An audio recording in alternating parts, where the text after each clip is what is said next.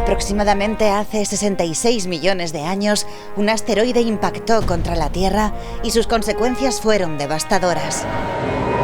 No solo acabó con los dinosaurios, sino con el 75% de las especies que poblaban el planeta. En la península de Yucatán se ha encontrado el cráter de unos 200 kilómetros de ancho que provocó el asteroide al caer a la Tierra.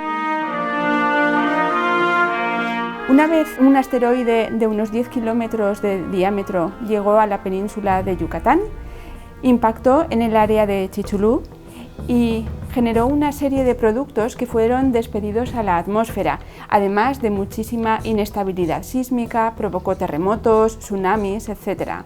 Provocó incendios en un radio de miles de kilómetros y este material fundido que fue despedido a la atmósfera cayó de forma incandescente, en forma de pequeñas gotitas que se llaman tectitas y que son trocitos del asteroide que impactó en Chicxulub.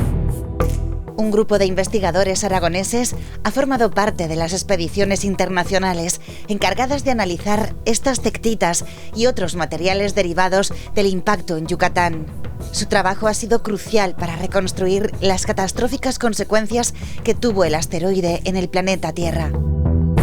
Después del impacto, se produjeron terremotos, tsunamis y grandes incendios en el área del Golfo de México, y esto provocó numerosas extinciones.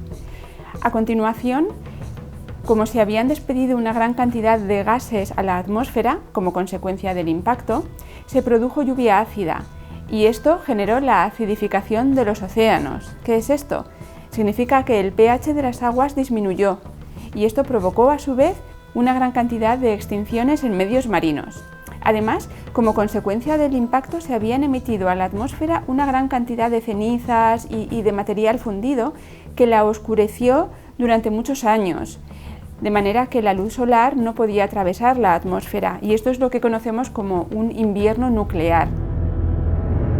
Este invierno nuclear provocó un importante descenso en la temperatura y sumió al planeta en una oscuridad que se prolongaría durante décadas.